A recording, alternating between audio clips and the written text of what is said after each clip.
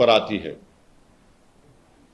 ये उनकी नाकामी है, ये उनकी नाकामी है। एक कन्विक्टेड 2 प्रिजनर्स हैं, एक और केस में उनका इंट्रोगेशन हो रहा है, आपकी कस्टडी में है, और आपकी कस्टडी में कोई आकर उनकी हत्या कर देता है।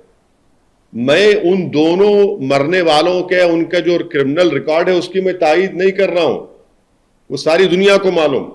मेरा सिर्फ ये बात है कि क्या हम इस तरह से अगर करते जाएंगे तो फिर इंसाफ का हल ये होगा कि गोली मार देंगे?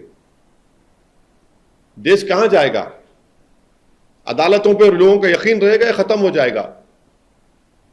सर, उत्तर प्रदेश के 2 मंत्रियों का बयान हो, असद के एनकाउंटर के बाद कई लोगों का, कई सियासतदानों का बयान हो, या आपका बयान हो, या अखिलेश यादव का बयान हो, आपको नहीं लगता कि इससे माहौल खराब होगा समाज का? और आपको, आप जैसे सियासतदानों की एक जिम्मेदारी बनती है कि समाज में कोई घटना न घटे, लोगों को कानून पे भरोसा रखने की हिदायत दी जाए। हाँ, नहीं, मैं बिल्कुल आपकी बात से मुत्तफिक हूं। मैं हत्या किया हूं ना, मैं गोली मारा हूं, गोली मैं मारा हूं कल जाके। नहीं नहीं नहीं नहीं नहीं नहीं नहीं नहीं, सुनिए उत्तर, हाँ, नहीं, हम नहीं, मुसलमान की जिम्मेदारी सब चीज है भाई, किसी और की नहीं है। आलाजाद के लोगों की जिम्मेदारी नहीं है, ठाकुरों की जिम्मेदारी नहीं है। मैं हर सवाल का जवाब देते हूं। मैं देश के प्रधानमंत्री 9 साल में आप एक प्रेस कॉन्फ्रेंस नहीं करे, एक प्रेस कॉन्फ्रेंस नहीं करते देश के प्रधानमंत्री। आप ये बताइए कि ये सब क्यों हो रहा है, ये सब क्यों हो रहा है? अच्छा, आप कह रहे हैं कि वो 2, अभी आपने कहा कि 2 मंत्री ने कहा और ये रिवेंज किलिंग है और पुलिस ने अपना काम किया। वो जो यूनियन मिनिस्टर का बेटा अपनी जीप से जो लोगों को मार दिया, उसको क्या करेंगे भाई? क्यों बताइए, क्यों नहीं हुआ उसको? उसने भी तो अपनी गाड़ी से मारा ना, कुछ हुआ उसको? नहीं हुआ कुछ। क्यों नहीं हुआ? क्योंकि वो पॉलिटिकली स्ट्रांग है, हम लोग गाजर मोली हैं। बताइए आप। सर, क्या प्रयागराज सीपी और डीजीपी और सीनियर ऑफिसर्स इस लैब्स, सिक्योरिटी लैब्स जो है किलिंग है, देखिए, जब एक्शन होना चाहिए। उत्तर प्रदेश के मुख्यमंत्री जब विधानसभा में खड़े होकर, जिसको बीजेपी और आरएसएस ये चाहती है कि जिस दिन नरेंद्र मोदी नहीं रहेंगे प्रधानमंत्री, उनको प्रधानमंत्री बना दिया जाए, वो ये खड़े होकर बोलते हैं कि मिट्टी में मिला देंगे उन लोगों को। तो यही होता है। अगर आप ये बोलते हैं कि हम इनको कानून के दायरे में रहकर सख्त से सख्त सजा दिलाएंगे, इनको जेल में बिठाएंगे सलाखों के पीछे, वो अगर होता तो आप देखते क्या होता। मगर आपने कह दिया ना, जिसको अंग्रेजी में कहते डॉग विजिल, आपने पैगाम दे दिया उन लोगों को। क्या इन जो एक्यूज हैं सर, जो किलिंग में पकड़े गए हैं 3 लड़के, उनका स्पीडी ट्रायल होना चाहिए? उनको उनके पूरे नंबर 1, उन लोगों का एनकाउंटर नहीं होना चाहिए।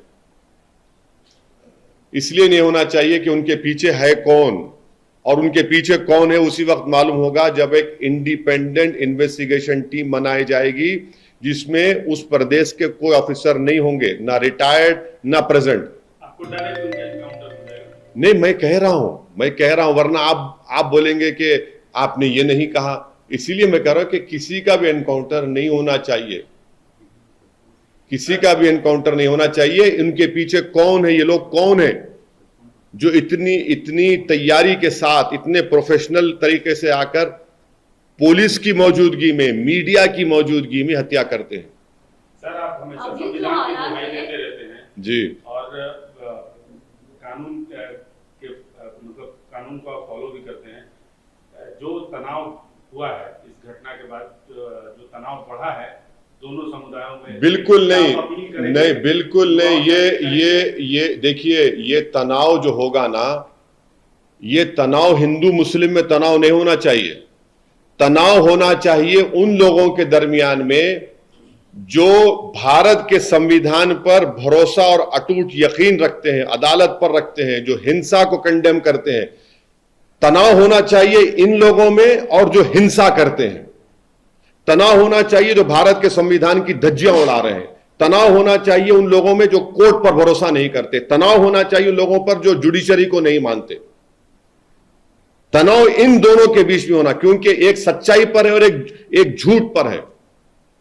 तो आप अपील करेंगे कि कोई अप्रिय घटना ना हो। बिल्कुल बिल्कुल बिल्कुल बिल्कुल हम अपील नहीं करने की हमारी जरूरत भी नहीं है। जनता जानती है, जनता ये चाहती है कि इंसाफ हो, सच्चाई कामयाब हो।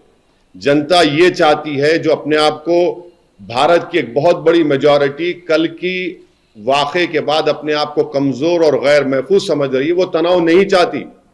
वो ये चाहती है कि ये एक पार्टी जो सत्ता में है उनकी नाकामी है, क्योंकि वहां के मुख्यमंत्री ने इस तरह का भाषण असेंबली में, विधानसभा में दिया और उस सरकार की कस्टडी में इन लोगों को मारा गया।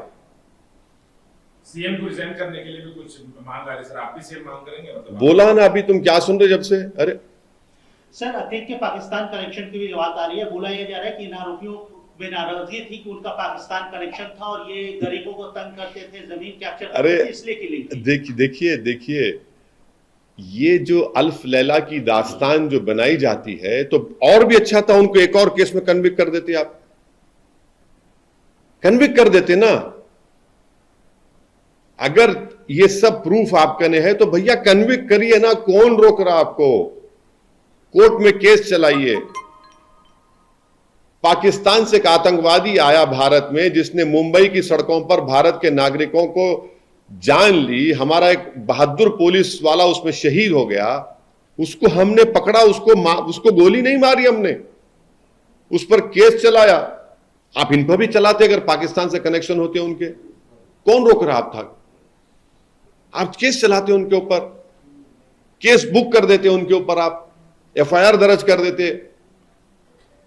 आप प्रयागराज जाएंगे सर आने वाले दिनों में? देखिए अभी बताते हैं, अभी सब चीज आपके सामने बोले तो फिर कैसा रहेगा, वो देखेंगे। अभी जो हालात है, आपको क्या लगता है कि अगर इमीडिएटली अगर किसी तरीके का अगर रिलीफ चाहिए इस टेंस सिचुएशन से, क्योंकि धारा 144 लगाई गई है, तो क्या किया जाए, किस तरीके से जो है हालात काबू में किया जाए? हम एक ही बोल रहे हैं कि बीजेपी को सेंसिटिविटी और कंपैशन दिखाने की जरूरत है। बीजेपी को इस बात को समझना चाहिए कि ठोक दो की पॉलिसी से संविधान को ठोक रहे हैं आप ठोक दो की पॉलिसी को थूक दीजिए और संविधान को गले से लगा लीजिए। इंसाफ को आप पैमाना बनाइए, और अगर आप सेलेक्टिव एक्शन लेंगे कि नहीं ये बरादरी का होगा तो माफिया होगा और मेरी बरादरी का होगा तो मेरा महबूब होगा, नहीं चलेगा। आपने सही कहा, माफिया माफिया होता है, इसका कोई रिलीजन नहीं होता है, मगर ये जो डिस्टिंक्शन पैदा किया जा रहा है वो गलत है। सर, आगामी उत्तर